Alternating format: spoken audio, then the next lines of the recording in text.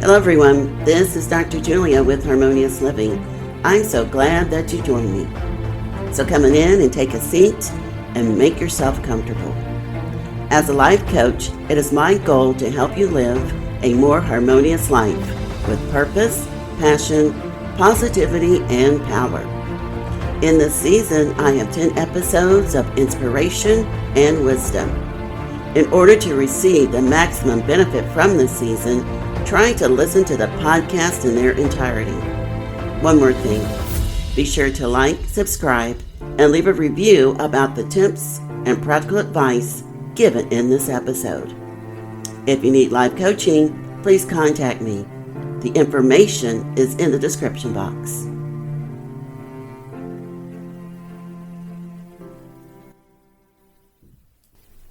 Now let's get into today's episode, entitled The Inner Self and the Outer Self.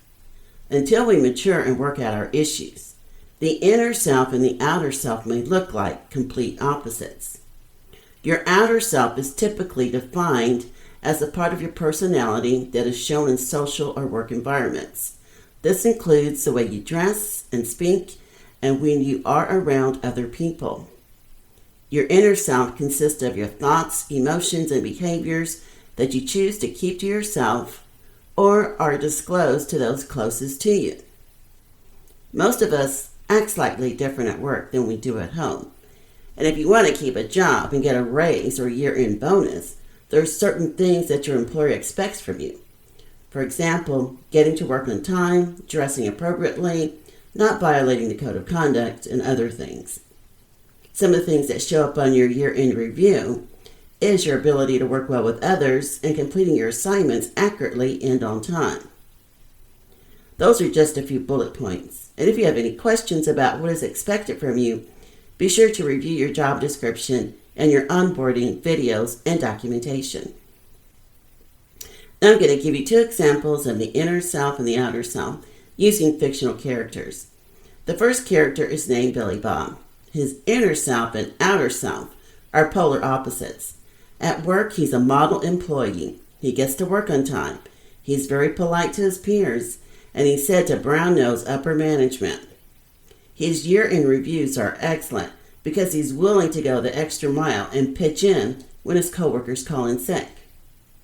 He's also known to step in and talk to his peers when he feels someone is being treated unfairly or that they are being bullied by another coworker. I'm going to go a little bit deeper and tell you about his birth family. Billy Bob has a brother that is 6 years older than he is, and his sister is 3 years younger. His father made a decent living working at the stockyards, and his mother could not keep a job because of her alcoholism. His parents never seemed happy, and they divorced when Billy Bob was 5 years old. During his younger years, his mother would start drinking as soon as his father left for work. His older brother became the man at the house and made sure that Billy Bob and his sister had a bowl of cereal before he left for school, and he made them peanut butter and jelly sandwiches for lunch. While his dad and brother were gone, his mother would pull out the whiskey bottle and start drinking. She would scream and yell at them, call them names, and hit them for getting on her nerves. That's what she said. Before noon, she would pass out on the sofa with a lit cigarette in the ashtray and sometimes in her hand, and with the TV blasting. She would get in Billy Bob's face and tell him he was no good and he was just like his father. Every day she would lament about the struggles of being forced to get married at 16 because she was pregnant. She would tell all the children that they ruined her life and she wished that they had never been born. After all, she was scheduled to audition for The Voice, and she missed her audition because of her pregnancy. In her mind, she believed that her appearance on the show was going to make her a big star, and she was going to go to Nashville and get a recording contract. And then she'd go to the GMAs and be the female vocalist of the year. Social services would conduct a home visit 2 or 3 times per year because of reports of abuse and neglect. His father decided to leave the family after his mother fell asleep with a cigarette in her hand and caught the house on fire. Fortunately, Billy Bob was able to keep a clear head, and he took his sister by the hand and he went to the neighbor's house so that they could call What? What's your emergency? Everyone in his small town knew about his family. He was constantly ridiculed and bullied at school because of his mother's alcoholism and his father's refusal to raise his own kids at his house. It was his father's responsibility to teach his children not to turn to the left or to the right, but to stay on the path of righteousness. During Billy Bob's senior year, he decided that he was going to leave home during the fall after graduating. But in May, after his mother showed up to his graduation ceremony inebriated, he decided that he could not take the shame and embarrassment any longer. After he drove his mother and sister home, he packed his belongings into a duffel bag and he drove off never to return again. Now I'm going to bring you up to date about his adult life. Billy Bob, he got married when he was 22 and his wife Janet was 25. He was always attracted to older women because of their maturity. Deep down, he wanted someone who could take care of him and make him feel safe and appreciated. Everything was fine during their first 3 years of marriage. And when Billy Bob was promoted to assistant manager, he and his wife Janet, they decided to have a baby. What they didn't plan on was having 3 children in 4 years. Billy Bob started to feel overwhelmed with the financial pressure and with his wife's expectations for him to be the man of the house. Imagine that. He told himself that he would never pick up the bottle like his mother, but he began drinking anyway. He convinced himself that drinking beer instead of whiskey would prevent him from becoming an alcoholic. I've heard that so many times. He also told himself that he would never leave his wife and kids or put his hands on them. Instead, after guzzling down a 6-pack, he would scream and yell and punch a hole in the wall. He refused to eat the bread of wickedness and drink the wine of violence. So when he felt like he could not control himself, he would grab his cigarettes, he would jump into his Ford F-150, and he'd get on the road again. He just couldn't wait to get on the road again.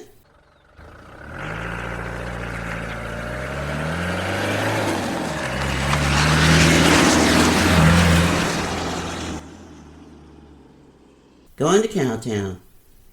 He would pull up to his favorite bar called Billy Bob's. He would tell the other patrons that he was named after his uncle, the one who owned the place. After he had a few, he didn't realize that no one believed him and no one really cared because they were trying to drown their own problems. Billy Bob and Janet began to grow apart because he wanted all of her attention and he became resentful of his toddlers. Like his mother, he began to think about the what-ifs in life. What if he had been promoted to manager before they started having kids? What if they had been more careful and had their children 2 to 3 years apart? Then his wife would be able to work from home and she would have to take care of the children 24/7. And the extra income would reduce his stress and he and Janet could spend more time together. He made a vow to never leave his family like his father did, and not to lose jobs because of his drinking like his mother. So he would get up on time, clean himself up, put on a happy face, and go to work. He made sure to leave the angry and disgruntled part of himself at home. Billy was not going to allow guilt and shame to keep him from his next promotion. After work, he would come home and start the cycle all over again. Instead of talking to his wife about his thoughts and feelings, he became passive-aggressive. He considered himself to be a good old boy, never meaning no harm, and he didn't know why life was treating him like this. To numb his feelings, he would play video games all night, drink and smoke, fall asleep on the sofa, accidentally on purpose, that is. He thought his actions would teach his wife to be more appreciative of him and to put him first. In this next scenario, I will use Tamika as an example of how the inner self and outer self are congruent. Tamika is quiet. She's confident in her abilities, but has trouble speaking up for herself. She's a good employee and always gets excellent year-end reviews. She has worked at the same company for 5 years and has not been able to get the promotion that she believes that she is qualified for. During team meetings, her voice is never heard. When she starts to speak, someone always interrupts her and takes her ideas for their own. She finds it hard to be assertive and doesn't like competing with others to get her suggestions recognized and validated. She believes that everyone should do what is right and fair because they all know the rules. She shuts down and drinks and tries to become invisible when this doesn't happen, and she can't wait for the meeting to be over. She has decided to go back to school and to finish her degree. And she is of the belief that if she finishes her degree, it will make her more visible and her suggestions will automatically be recognized and validated, and then she will get that promotion she thinks she deserves. Now I'll give you some background on the way Tamika grew up. Her father is retired as a major in the U.S. Army after 25 years. His plan was to retire after he was promoted to lieutenant colonel, but he never received the promotion. As an officer, he knew his role, and asking command for a promotion went against protocol, and he kept quiet. Tamika's father treated her and her siblings like soldiers under his command. He would assign weekly chores, and allowance was not promised, but based on performance at school and at home. On the weekends, no one was allowed to sleep past 7 a.m. He always expected his 6 children to do the right thing because they were aware of his rules. He never complimented his children for things they were supposed to do. Even when he attended their games or any other extracurricular activities, he never told them, "Job well done," or "I'm proud of you." Her mother did everything to please her father in hopes that he would show her some affection and compliment her cooking and other things that she did for the family. He was not moved by emotions, and he actually had a disdain for them. When any of the children tried to voice their opinion or concerns, he would yell at them and tell them to Follow orders. Don't ask why. Don't break rank. And he told his boys not to Cry and to man up. In this large family of 8, Tamika felt invisible and was not allowed to express herself. Her parents did not believe in having deep conversations with their children. The unspoken rule was not to be seen or heard and to stay out of grown folks' business. Her father was deployed every 2 years for 9 to 12 months at a time, usually to Afghanistan or Qatar.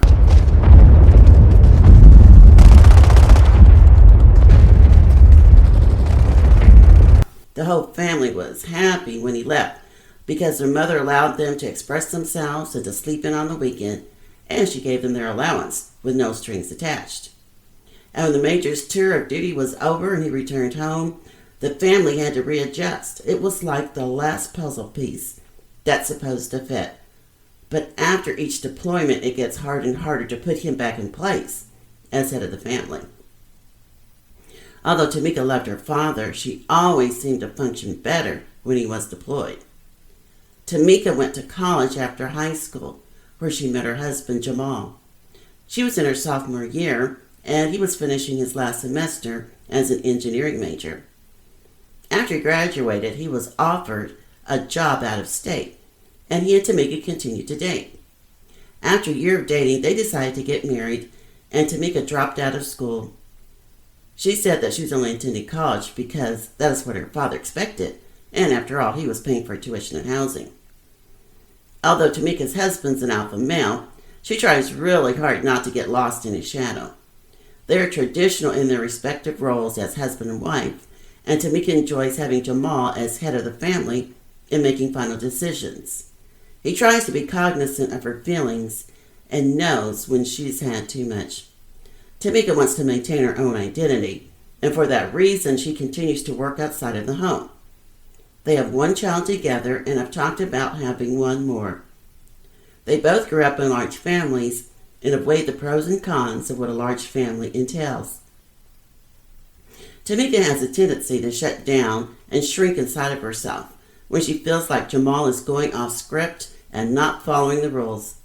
After all, he's head of the house, and he should know better, she tells herself.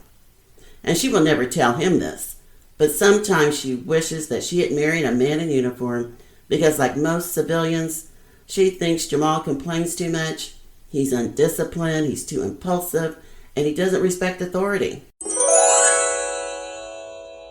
Now I'm going to examine the whys of Billy Bob's adult life. Most people who abuse substances carry a lot of guilt and shame, as well as unforgiveness. Billy still carries the shame of his mother's alcoholism and growing up poor in a small town. He has been in survival mode all of his life, and he does not know how to enjoy the moment. He can still recall, as if it was yesterday, how he was bullied at school, and he tries to drown out his anger with alcohol and numbing his pain by playing video games. Although Billy Bob's company provides an employee assistance program for behavioral health, he does not want to use the services because of fear of looking weak. His inner self or inner child is about 10 years old. That's the reason he's easily overwhelmed and he has trouble communicating with his wife. He is destined to repeat that cycle that started in his family of origin if he does not get help and he doesn't deal with his issues. Alcoholism is an insidious disease, and it's just a matter of time before it begins to negatively affect his work performance and driving record. Let me ask you a question. Can you walk on hot coals and not get burned? Eventually, his wife Janet may be the impetus for Billy getting into treatment because he does not want to lose his family and he does not like being alone. Now let's switch gears and talk about Tamika. Even though there's congruency between her inner self and her outer self, there's still work to be done. I estimate that her inner child is about 12 years old. She doesn't understand that as an adult she doesn't need permission to be assertive and that she will not receive demerits for doing so. She doesn't realize that she expects most men to act like her father, and when they do, especially at work, she becomes childlike and she's afraid to talk back. Coaching will help her realize that she needs to be flexible in how she views others and to accept and respect the differences between people in the military and those who are not. She needs time to process the events of her childhood so that she can stop being triggered by men who act just like her father. Communication skills and life skills, as well as couples counseling, will benefit Billy Bob and Tamika.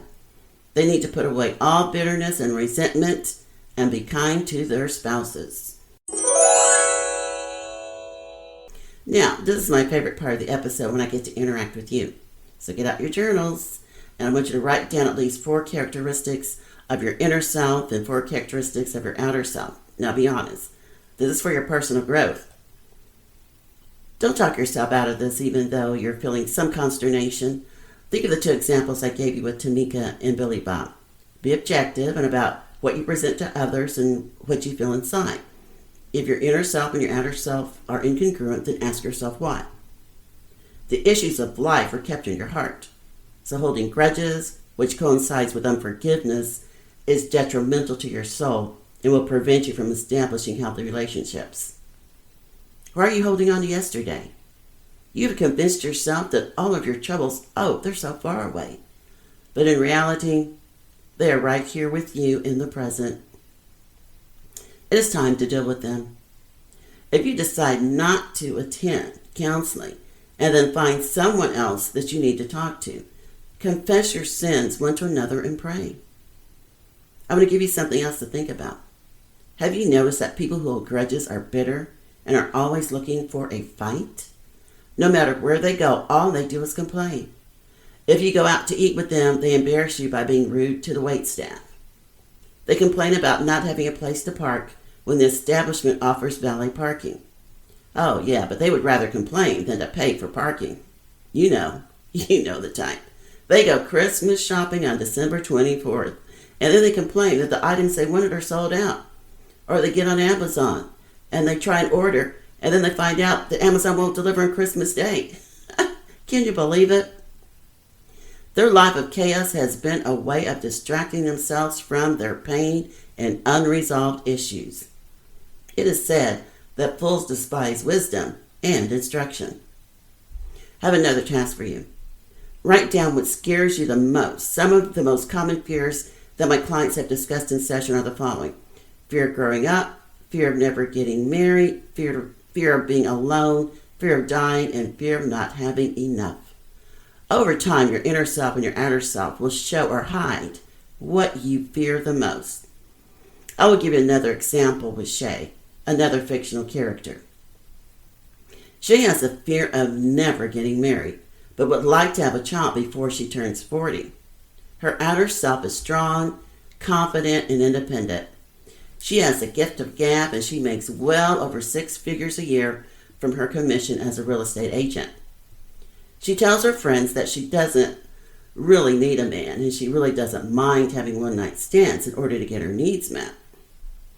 In reality, Shay's inner self is a scared 14-year-old that does not want to disappoint her mother. She can still hear her mother's voice in her head telling her not to have a baby out of wedlock and never be financially dependent on a man, because you know they are no good. And never marry a man that is less educated and makes less money than you do, Shay, her mother would say. But Shay has had relationships with men that did not check all of those boxes, and she really liked them. But after a while, she would break up with them when they started to get serious. Deep down, she wanted to get married, and she wanted to have 2.5 children and have a house in the suburbs with a circular drive. And she wants to be a stay-at-home mom while her children are young and live the American dream. But that voice in her head just won't let her. Shay is now 38 and her biological clock has almost reached midnight.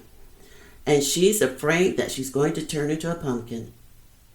She has been on several dating apps and still has not met the man of her mother's dreams. That's very important. In her desperation, she has decided to fill out her profile on an international dating site in hopes that her husband just may be on another continent, waiting for her with her glass slipper in his hand. Parlez-vous français? Sprichst du Deutsch? She is setting herself up for more problems with long-distance relationships. Just you wait and see. Trying to find a balance between your inner self and your outer self takes commitment.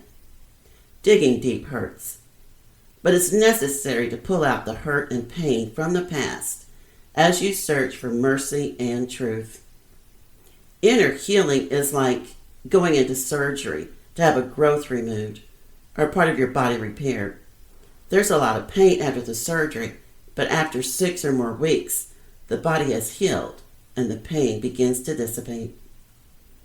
It's my job to coach and consult and to help you look within and find solutions and live a more harmonious life so that length of days and long life will be added to you. Well, we're coming to the end of this podcast, and in this segment, I've explained the difference between the inner self and the outer self. I've also helped you to identify your core issues, which will facilitate your personal growth and improve your emotional IQ.